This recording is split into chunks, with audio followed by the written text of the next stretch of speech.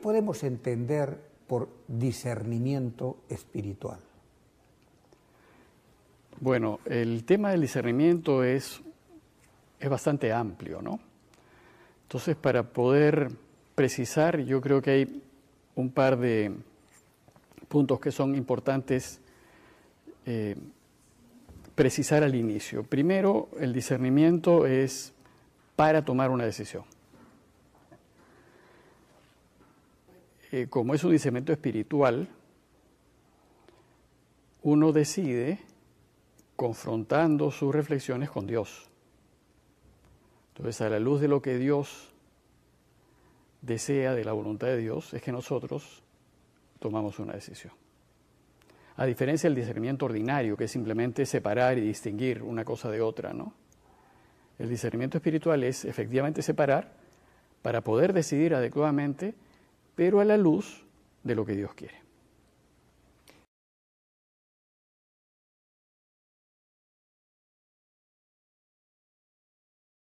Según el cristianismo, si yo quiero ser feliz, tengo que elegir lo que Dios quiere.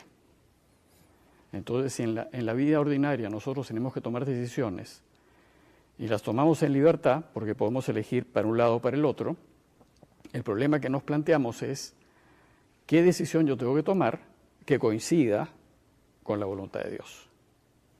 Entonces, en ese sentido es sumamente importante porque la decisión que yo tome que coincida con la voluntad de Dios va a significar una vida feliz. Cuando, diría yo, iniciamos la parte esta de la Compañía de Jesús, San Ignacio de Loyola, ¿por qué le dio tanta importancia justamente a este discernimiento espiritual y entró en un terreno donde el hombre necesitaba tiempo para poder llegar a...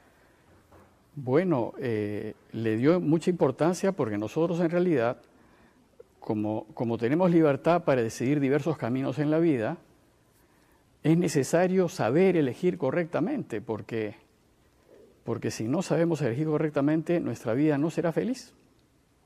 Entonces la importancia es, yo libremente busco saber cuál es lo que Dios quiere para mí, para que eligiendo ese camino, mi vida sea realmente plena, completa, feliz. Entonces, por eso precisamente hay que darle suma importancia a esto, ¿no? Porque si no, las decisiones que tomamos van a ser, cuando no son discernidas, fácilmente nos vamos a equivocar y después corregir una decisión errada es muy, muy complicado, ¿no? Especialmente si las decisiones son de esas decisiones de peso, ¿no? Que marcan nuestra vida en una dirección o en otra, ¿no? Tengo entendido que usted tiene una responsabilidad con relación justamente al discernimiento y tiene gente delante suyo.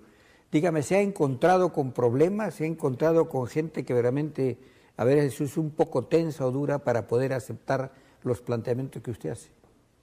Bueno, en realidad no son mis planteamientos. Lo que nosotros hacemos es explicar o ayudar a la gente a tomar decisiones de acuerdo a la voluntad de Dios, pero siguiendo básicamente lo que Ignacio de Loyola plantea. Nosotros en realidad enseñamos cómo discernir, pero no porque a mí se me ocurre la cosa, sino porque nos apoyamos en lo que nos ha enseñado San Ignacio, ¿no? ¿Existe algunas reglas especiales sí, para poder llevar adelante esto? ¿Cómo es? Bueno, Ignacio, el discernimiento en realidad es parte de todo el proceso de ejercicios espirituales. Realmente los ejercicios son un proceso espiritual para que yo tome una decisión lo más claramente posible. Y para que yo pueda tomar una decisión, una de las condiciones es que yo realmente alcance un estado de mucha libertad, en donde yo no me incline por una alternativa o por la otra, sino que esté tan libre que elija la mejor, la que más me acerque a Dios, sin estar atado por quereres o por gustos o por preferencias Porque una vez que, cuando yo estoy atado a algo por el afecto, por los intereses, por los quereres, dejo de ser libre. Porque no voy a elegir lo mejor, sino que voy a elegir lo que a mí más me conviene o lo que a mí más me gusta. Entonces, en este proceso de ejercicios espirituales, uno se va haciendo libre. Y en este proceso, uno toma una decisión de vida, en realidad. Para ayudarnos a este proceso, Ignacio propone 2 juegos de reglas de discernimiento para que uno vaya dándose cuenta de por dónde va la voluntad de Dios. Entonces, en realidad son 2 juegos de reglas en distintos momentos de los ejercicios y que al que hace los ejercicios se les explica las reglas para que él pueda, porque él va a tener que reflexionar, pues. Él está pensando en lo que tiene que hacer, en lo que tiene que decidir. En ese momento, a la luz de estas reglas, él puede con más claridad ir viendo por dónde es que Dios quiere que elija. Por ejemplo, les pongo un ejemplo. Para hacer discernimiento, básicamente uno tiene que observarse. Uno tiene que examinarse personalmente y examinar 2 áreas en nuestro ser: nuestros pensamientos y nuestros sentimientos. Entonces, durante el día uno observa sus pensamientos y observa sus sentimientos.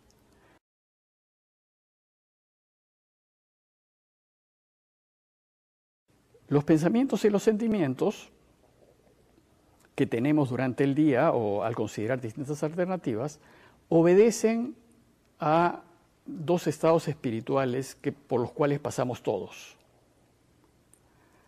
que San Ignacio los llama el estado de consolación, donde yo estoy contento, feliz, tranquilo, en paz, con ganas de acercarme a Dios, o el estado de desolación, que es todo lo contrario, cuando estoy inquieto, no quiero rezar, estoy incómodo, triste, todo es oscuro, no hay nada claro.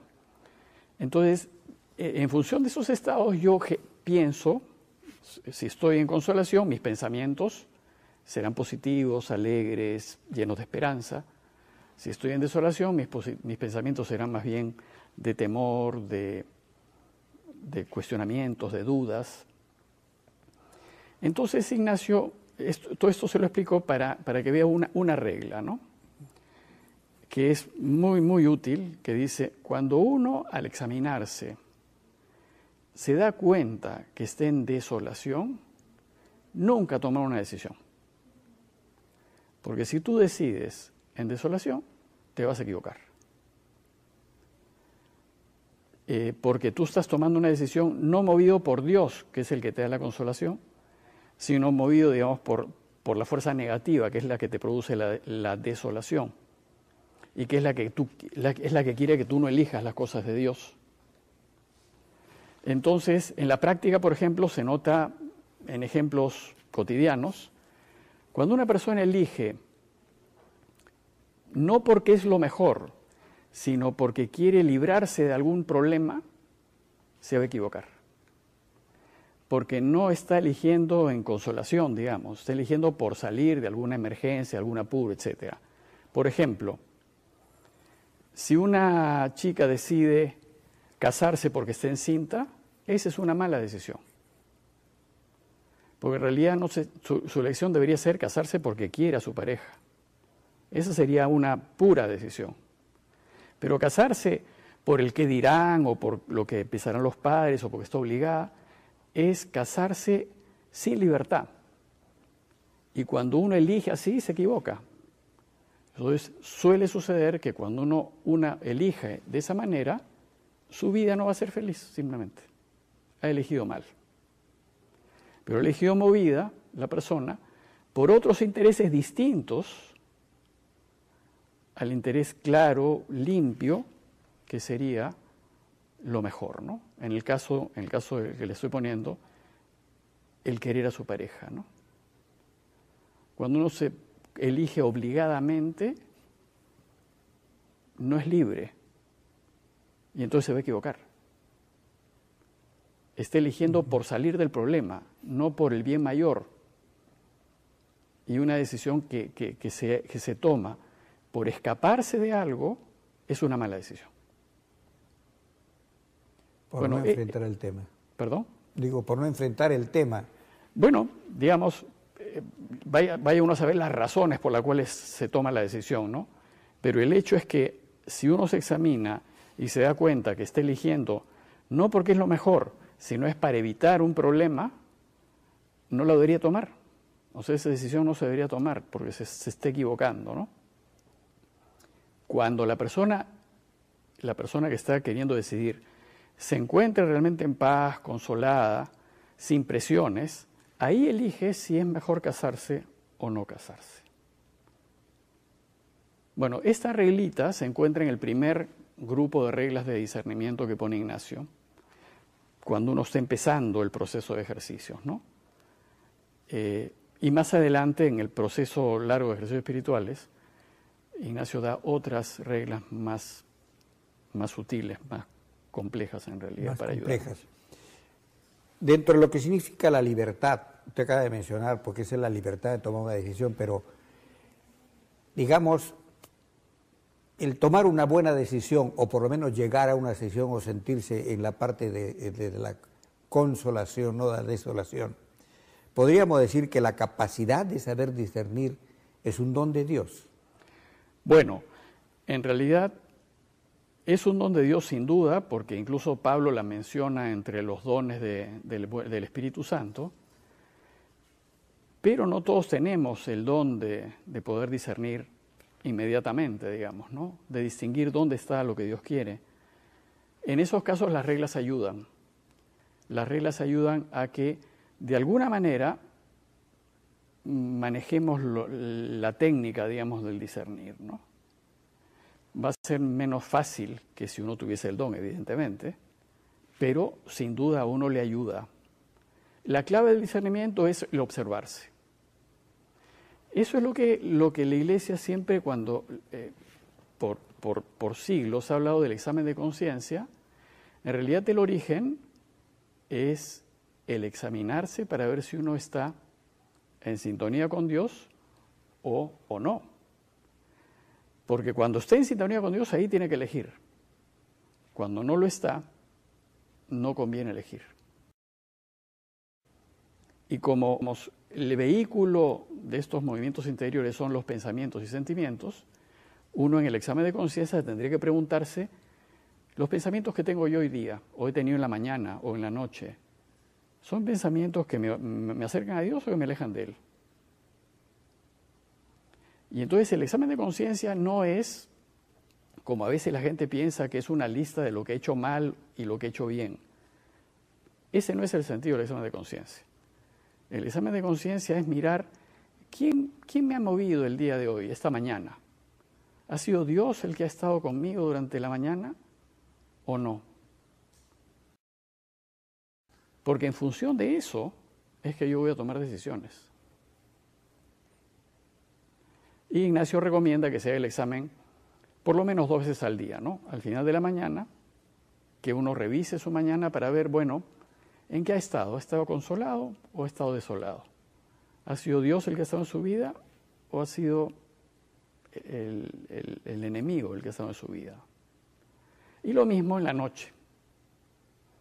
Y cuando uno sigue un patrón por varios días, cuando tiene que elegir algo importante, uno lo está reflexionando todo el día, y si se va analizando, observando en las mañanas y en las noches, y uno toma nota, digamos, de cómo ha estado, puede después de varios días decir, cada vez que yo he pensado en esta alternativa, me he sentido consolado.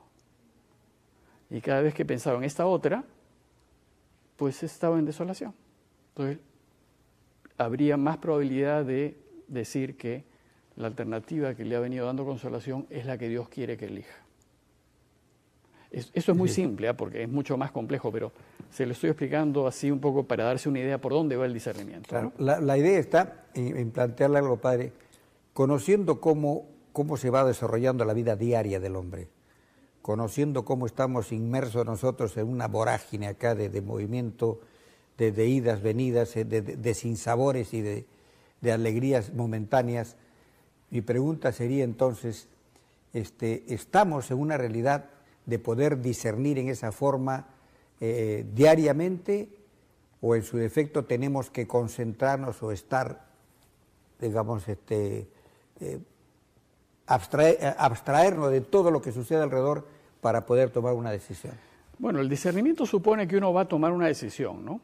O sea, yo entro en un proceso de discernimiento cuando tengo que decidir algo. Y entonces eso, si yo tengo que decidir algo en mi vida, lo tengo que decidir con apuros o sin apuros, en la vorágine de la vida o en la paz. Yo tengo que decidirlo. Entonces, la mayor o menor actividad de la vida no tiene que afectar el discernimiento. Yo más bien lo que tengo que hacer es dedicarle unos 10, 15 minutos en la mañana y 10, 15 minutos en la tarde para examinarme cómo ha estado mi día que puede haber sido muy agitado. Pero ¿ha estado Dios ahí? Y cuando yo considero las alternativas que tengo por delante, ¿en cuál parecería que está la voluntad de Dios? Y lo tengo que hacer por un largo tiempo, ¿no? Cuando San Ignacio, bueno, nosotros tenemos la suerte de tener una especie de diario que San Ignacio escribe de cómo él toma una decisión importante, y se demoró como 6 meses en tomarla. Se examina, toma nota, le vuelve a preguntar a Dios, y en fin, por un largo tiempo, hasta que al final, digamos que la toma hacia la mitad, pero después quiere confirmarla, o quiere estar seguro que Dios eso es lo que quiere para él, y se demora otro tiempo, ¿no? En fin, es un proceso espiritual, ¿no? Pero en este proceso, lo que importa es la relación que uno tiene con Dios, porque precisamente el discernimiento es espiritual. O sea, yo lo tomo porque a mí me interesa lo que Dios quiere. O sea, mi vida, cuando mi vida está centrada en Dios y yo lo que yo quiero hacer es lo que Él quiere, entonces le voy a preguntar. Porque si no me interesa a Dios, yo no le voy a preguntar. Ahora, nosotros sabemos, por ejemplo, que es sumamente importante preguntarle, porque nosotros deberíamos en la vida hacer lo que hizo Jesús. Para Jesús, su alimento era hacer la voluntad de su Padre. Y repetidas veces Él dice, yo he venido a hacer la voluntad de mi Padre, mi único deseo es hacer la voluntad de mi Padre, mis hermanos son los que hacen la voluntad de mi Padre. Y nos enseña a decir que ustedes cuando recen, digan que se haga la voluntad de mi Padre. O sea, la voluntad del Padre es un elemento central en la vida de Jesús. Porque Jesús realmente lo que Él quiso, lo que Él hizo en este mundo fue hacer lo que su Padre quería. Jesús es un maestro de discernimiento, evidentemente. Y lo va a buscar al Padre y va a estar largos tiempos en oración para saber qué cosa quiere su Padre. Entonces, tomando como ejemplo a Jesús, si Él hizo eso, nosotros también podemos hacerlo. Nosotros también tendríamos que poder preguntar al Padre qué quiere Él que nosotros hagamos. Pero el elemento central es que el Padre sea central en nuestra vida. Que para nosotros Dios sea realmente el fundamento. Que todo lo que hagamos esté regido por Él. Y cuando efectivamente hacer lo que Él quiere es lo que más nos interesa. Porque si no nos interesa lo que Dios quiere, es inútil. No hacemos discernimiento. Estamos de más. Pero quienes toman, por decirlo así, o quienes escogen el camino equivocado, aparte pueden estar separados de Dios, ese es un mal discernimiento, o es porque en realidad el desconocimiento de determinadas cosas lo llevan a seguir a otros o a seguir un mal ejemplo. Bueno, pues una mala decisión puede verse varias causas, ¿no? Una que hizo discernimiento y no lo hizo bien y eligió mal. Otra es que quiere hacer mal y por lo tanto no tiene mucho que elegir. Y otra es que no hace discernimiento pero está empujado por las circunstancias de la vida que lo obligan o que la persona se siente obligada a elegir un camino que realmente no es el que Dios quiere, ¿no? Yo diría eso. Pero dentro de ello, vamos a retomar el tema, ¿cómo es que puede decir al tomar digamos, el camino equivocado y puede reaccionar, lo hace en función del comportamiento de los demás o lo hace en función de que verdaderamente tiene que entrar en sintonía? Bueno, es que el punto clave es que para poder, bueno, lo esencial, como dije yo, es que nosotros para discernir tenemos que tener claro cuál es el fin y tenemos que apuntar a ese fin, ¿no? Pero hay un elemento que nosotros tenemos que aclarar antes de poder orientarnos al fin, que es que básicamente no somos libres, porque estamos atados a una serie de quereres, de intereses, de gustos, de afectos, que nos impiden ver con claridad qué cosa tenemos que elegir para llegar a Dios. Entonces, un problema fundamental en el discernimiento es nuestra falta de libertad. No porque no la tengamos, sino porque nos hemos hecho esclavos de intereses, comodidades, seguridades, gustos, que nos impiden entonces elegir la mejor alternativa. Entonces, el discernimiento en realidad, para hacerlo bien, lo primero que tenemos que hacer es librarnos de las ataduras de los afectos en realidad. Que después uno puede decir, mira, está bien, yo puedo elegir algo que suponga un afecto o algo, pero eso es posterior. Antes de elegir yo tengo que tener todas las alternativas en igual condición. O sea, me debería dar lo mismo, por ejemplo, ser rico o ser pobre, me debería dar lo mismo. Ser enfermo o estar sano, me debería dar lo mismo. Vivir o morir, ser famoso o ser infame, me debería dar lo mismo. ¿Cuál tendría que elegir? Si soy libre me debería dar lo mismo. Yo tendría que elegir aquella alternativa que más me lleve a Dios. Y si la alternativa que más me lleva a Dios es elegir algo que conlleve o que suponga que yo voy a pasarlas mal, la debo elegir. Pero si yo estoy atado a comodidades y a seguridades, no la voy a elegir, sabiendo que es la mejor. Entonces el primer paso es mucho más complejo que el simplemente decirlo, ¿no? Porque supone un proceso de crecimiento espiritual. Supone que yo me tengo que desear hacerme cada vez más libre. Cuando yo logro un estado de libertad muy grande, ahí puedo elegir. Porque no voy a elegir guiado por mis intereses, mis seguridades, mis comodidades, sino voy a elegir lo mejor. Y si eso supone que después voy a tener seguridades y comodidades, bueno, perfecto. Pero yo he elegido lo mejor. No sé si me llevo a explicar. Sí.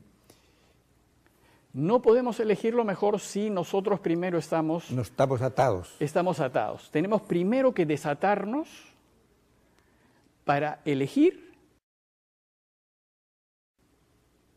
y bueno, después mirar si, por ejemplo, yo puedo elegir, para ponerle un ejemplo, Dios es verdad. Entonces yo debo elegir siempre la verdad. Si elegir siempre la verdad supone que yo voy a perder algo, si yo soy una persona libre, me debe dar lo mismo perderla. Si yo no soy una persona libre, no voy a querer perderla, pero ya no voy a elegir la verdad, porque no quiero perder aquello que me ata. Entonces, si yo siempre quiero elegir a Dios, siempre voy a tener que elegir la verdad, porque quiero a Dios.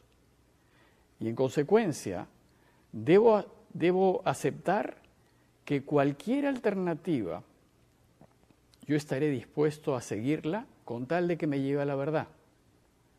Y si esa alternativa supone que yo voy a estar incómodo, debo elegirla. O que voy a estar inseguro, debo elegirla porque estoy eligiendo la verdad. Pero podría ser lo contrario, podría ser que la alternativa de la verdad suponga que esté cómodo, que esté en seguridad, bueno, no importa. O sea, me da lo mismo, la seguridad o la inseguridad. Yo tengo que elegir la verdad. Y lo que ese camino de la verdad conlleve. El problema entonces es previo. ¿Qué tan libre yo soy ante mis alternativas? Si yo quiero a Dios, pero realmente no lo quiero tanto porque quiero... También disfrutar de algo. Claro, no estoy dispuesto a jugármelas por Dios. Si yo no estoy dispuesto a jugármelas por Dios, entonces no lo quiero. Me quiero a mí. Estoy atado a lo que yo quiero. Y si tomo una decisión, primero que no la puedo tomar porque ya me elegí, previamente me he elegido a mí, no lo he elegido a Él. Entonces ya no hay discernimiento que valga. Cuando yo puedo discernir es cuando estoy dispuesto a perder. Si no estoy dispuesto a perder, no puedo entrar al discernimiento. Y una vez que elija, yo debo asumir todas las consecuencias. Ese es el camino de Jesús, en realidad. El que quiera seguirme tiene que estar dispuesto a dejarlo todo. Tiene que estar dispuesto. Otra cosa es que efectivamente uno lo deje, porque puede ser que Dios no le pida a uno que lo deje, pero uno tiene que estar dispuesto. Ese estar dispuesto es la libertad. Me viene a la mente entonces la parábola o el encuentro de Jesús con el rico. Efectivamente. El rico, por ejemplo, es un hombre que no era libre. ¿Por qué? Porque Jesús le está diciendo, mira, te estoy ofreciendo la vida. Porque la pregunta original de esa parábola es, ¿qué debo hacer para ganar la vida? Así es. Entonces Jesús le dice, para ganar la vida tú tienes que ser libre. Si eres libre, me puedes seguir. Tú tienes que estar dispuesto a dejar lo que tienes. Si estás dispuesto, me puedes seguir. Y el otro, dice el texto, no quiso arriesgarse, porque estaba atado a él. Y entonces no eligió lo mejor, pues. Atado a su riqueza. Ahora, si hubiera de repente hubiera sido el caso que él hubiera dicho, bueno, estoy dispuesto a dejarlo todo. Jesús le hubiera dicho, bien, sígueme entonces, y no te estoy pidiendo que te deshagas de lo que tienes. Pero yo ya sé que eres libre. Ya sé que tú puedes dejar eso en cualquier momento. Yo ya sé que si hay un problema de justicia, tú vas a buscar la justicia aunque pierdas todos sus bienes. Si tú estás dispuesto a buscar la justicia aunque pierdas, entonces me puedes seguir. Pero si no estás dispuesto a buscar la justicia porque no quieres perder, no me puedes seguir. Entonces el primer paso del discernimiento es la libertad.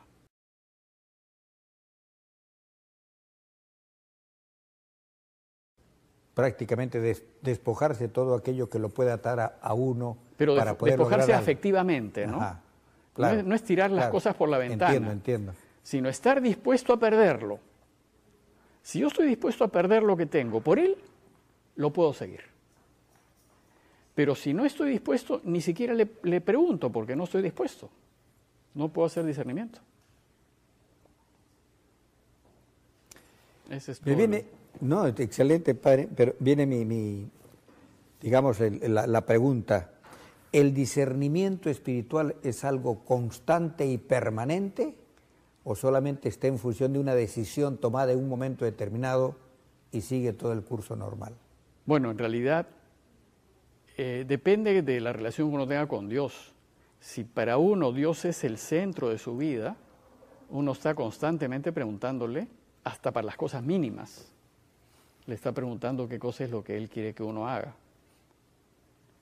Entonces, si mi relación con Dios es de mucha cercanía y Él es realmente el que gobierna mi vida, entonces yo estaré en constante discernimiento. Pero si no, no lo estaré. En realidad el discernimiento espiritual va a suponer que Dios es el centro, ¿no? Si Él no es el centro, haré buscaré otra manera de tomar una decisión, pero no es un discernimiento espiritual, ¿no? De hecho, hay otras maneras de tomar decisiones, pero esas decisiones no te garantizan que sea lo que Dios quiere.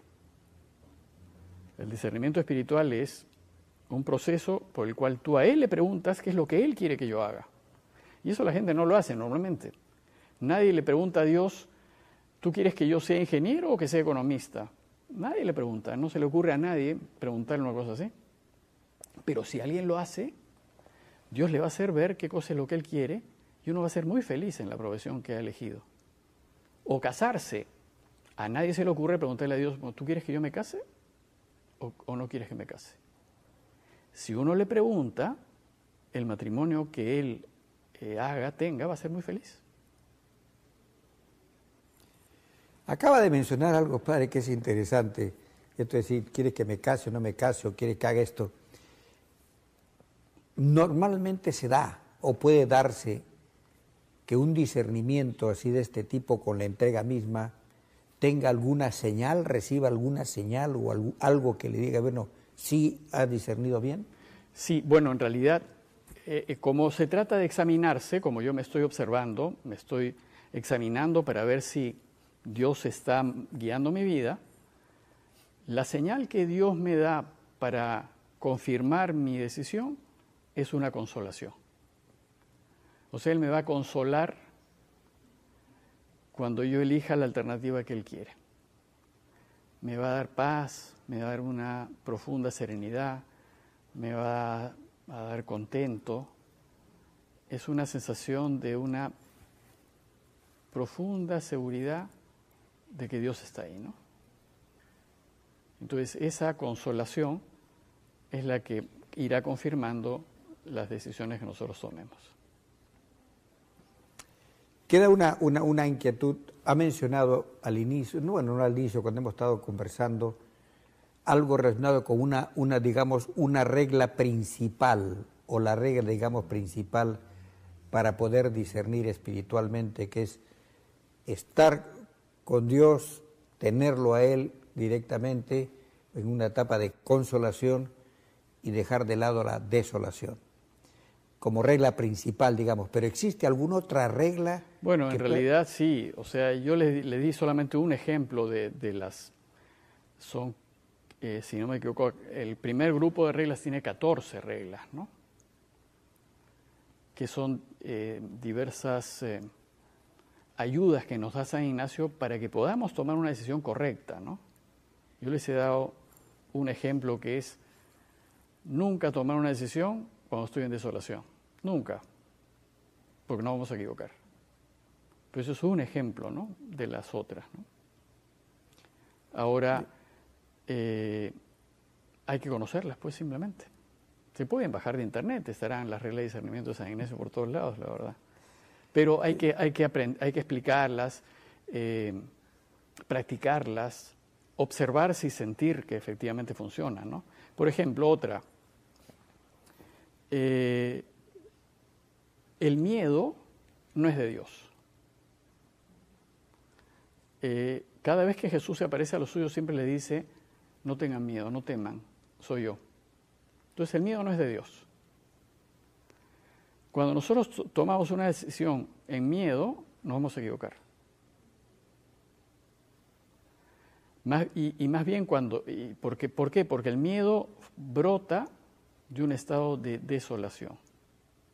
Así como las tentaciones. Las tentaciones solamente las tengo cuando estoy en desolación. Cuando estoy en consolación no tengo tentaciones. Entonces, lo que yo tengo que hacer en mi observación primera es mirar si estoy consolado o estoy desolado. Más adelante, el siguiente grupo de reglas, que es un poco más complejo, es examinarte para ver quién te genera la consolación, que puede ser el buen espíritu o el mal espíritu. Pero yo no quisiera entrar en esto porque realmente es un poco más complejo, ¿no? No, es interesante, muy interesante, padre, porque en realidad eso nos permite ir ahondando un poco más, sobre todo muchos de nosotros que en realidad requerimos para poder llegar a un buen discernimiento, saber lo básico que acaba de mencionar, estar en consolación y no en desolación, y en desolación entra todo aquello que es sufrimiento, que es tristeza, que es sufrimiento, perdón.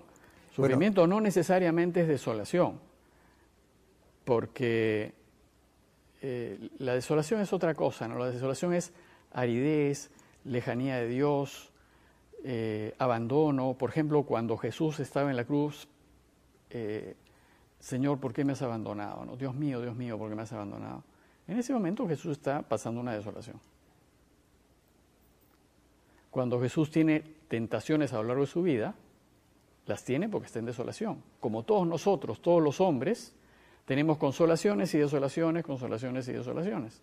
Es un ciclo continuo. Todos pasamos por consolaciones y desolaciones. También las pasó Jesús. Entonces los momentos de desolación que tuvo indican pues esa falta del Padre inmediata, digamos, las tentaciones, todo eso es... ¿no? Claro, el sufrimiento lo llevaba más yo al efecto de decir el dolor, la tristeza por algo, ¿no? La tristeza sí, porque yo puedo elegir, claro. Yo puedo elegir en consolación pasarlas mal por Él. Yo puedo elegir sufrir en realidad por Él. Eso es consolación. O sea, no necesariamente el sufrimiento no necesariamente está atado a la desolación. La desolación. Segundos antes de que iniciáramos esta tercera parte, que hablábamos justamente, sería interesante lo que me acaba de decir cuando yo le hablaba, que no es desolación, por ejemplo, cuando uno tiene estados de ánimo que pueden entrar dentro de esto que significa la desolación. En realidad, ¿qué es lo que puede encerrar para decir estoy desolado? Bueno, justo conversábamos un poquito antes que habría que distinguir con claridad lo que sucede en el cuerpo psicológico nuestro y lo que sucede en el cuerpo espiritual. En el cuerpo psicológico nosotros tenemos depresiones y euforias, pero la depresión no es desolación. La depresión es algo psicológico, la desolación es algo espiritual. Pueden tener algunos parecidos o semejanzas porque simplemente uno está abajo, digamos, ¿no? Pero no es lo mismo. Yo puedo estar eufórico, pero desolado. Entonces hay que distinguir lo que es psicológico de lo que es espiritual, ¿no? El discernimiento es espiritual. Espiritual. Hay algo, padre, que también le estaba planteando, que siendo el ser humano en realidad espiritual por naturaleza, ¿qué sucede con aquellas personas o aquellas que no viven a la luz de la fe? Bueno, en realidad todos nosotros, sean creyentes o no creyentes, pasamos por consolaciones y desolaciones. Y todos nosotros estamos, cuando estamos consolados, estamos más llamados por Dios, y cuando estamos desolados no lo estamos. Simplemente el que no es creyente no va a leer esos movimientos interiores desde la perspectiva de Dios. Y si no cree en Dios, ni siquiera las va a leer, o sea, las va a atribuir a otras cosas. De repente ni caso les hace, ¿no? Pero que las pasa, las pasa. Puede tener, por ejemplo, en los momentos de tentación, es que está en desolación, crea o no crea. Porque eso dice relación con nuestro ser humano, en realidad, ¿no?